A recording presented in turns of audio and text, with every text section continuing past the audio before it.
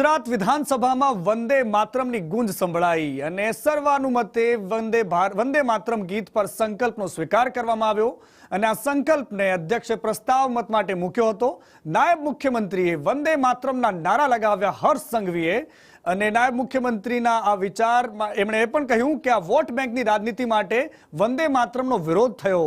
સૌથી મોટા મંત્રની 100 વર્ષની ઉજવણી કેમ ન થઈ એ પ્રકારનો પ્રશ્ન પણ પૂછ્યો। દેશના પૂર્વ પ્રધાનમંત્રી ઇન્દિરા ગાંધીએ કટોકટી લાદી, ઉજવણી કરવાની જગ્યાએ લોકોને જેલમાં બંધ કર્યા। આ તમામ વાતો આજે હર્ષ સંઘવીએ વિધાનસભાની અંદર કરી છે। મારી સાથે મારા સહયોગી નિર્મલ જોડાયા છે ગાંધીનગર વિધાનસભાથી। નિર્મલ, આજે હર્ષ સંઘવી એક અલગ અંદાજમાં હતા અને વિધાનસભા ગૃહમાં જ્યારે વંદે માતરમની વાત કરતા હતા તો બહુ આક્રમક અંદાજમાં જોવા મળ્યા। શું કહ્યું હતું એમણે? જો લગભગ 30 મિનિટ સુધી તેમનું વક્તવ્ય ચાલ્યું હતું અને મૂળભૂત રીતે જ્યારે મુખ્યમંત્રીએ પોતાનો સંકલ્પ રજૂ કર્યો ત્યારે ગૃહની અંદર સૌથી પહેલા વંદે માતરમના નારા લગાવનાર જો કોઈ સભ્ય હતા તો એ નાયબ મુખ્યમંત્રી હર્ષ સંઘવી હતા।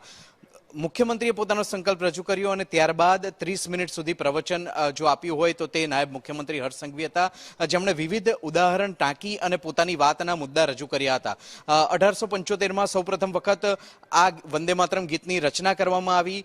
બંકિમચંદ્ર ચટ્ટોપાધ્યાયે આ ગીતની રચના કરી। ત્યારબાદ 1882ની અંદર આનંદ મઠ નામની જે નવલકથા છપાઈ અને તેની અંદર આ ગીત પ્રસિદ્ધ થયું। ત્યારબાદ 1896માં જ્યારે સૌપ્રથમ વખત રવિન્દ્રનાથ ટાગોર દ્વારા આ ગીત ગાવામાં આવ્યું અને ત્યારબાદ 1905માં જ્યારે બંગભંગ આંદોલન વિરોધી જે મુદ્દો બન્યો હતો તેમાં આ ગીત જ્યારે આંદોલનનું એક સૂત્ર બની ગયું હતું, એક દેશભરમાં આ નારો બની ચૂક્યો હતો, તે તમામ ઉદાહરણોને આજે નાયબ મુખ્યમંત્રી હર્ષ સંઘવીએ ગૃહની અંદર ટાંક્યા હતા। હર્ષ સંઘવીએ કહ્યું કે વોટ બેંકની રાજનીતિ કરવા માટે કોંગ્રેસે તુષ્ટિકરણની નીતિ અપનાવી અને ત્યારબાદ જ જે તુષ્ટિકરણનું રાજકારણ શરૂ થયું છે તેનું ફળશ્રુતિ કોંગ્રેસને ફાળે જાય છે, કેમ કે કોંગ્રેસે જ આ તુષ્ટિકરણના રાજકારણની શરૂઆત કરી હતી।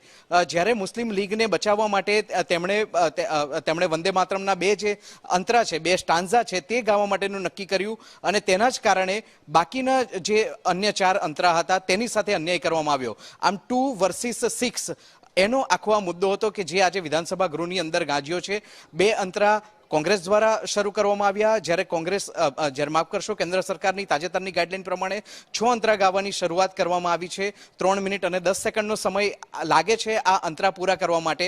આમ 2 અંતરા વર્સિસ 6 અંતરાનો આખો જે મુદ્દો હતો તે ગૃહની અંદર જોવા મળ્યો। કોંગ્રેસે પણ પોતાના વિચારો રજૂ કર્યા।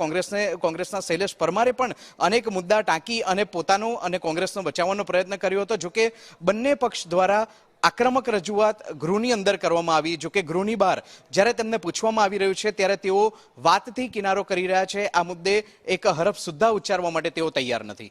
બિલકુલ નિર્મલ, અને આ વિધાનસભા ગૃહની અંદરની વાત છે, બહાર આવીને કોઈએ કશું જ નથી કીધું એ પ્રકારની વાતો સામે આવી રહી છે।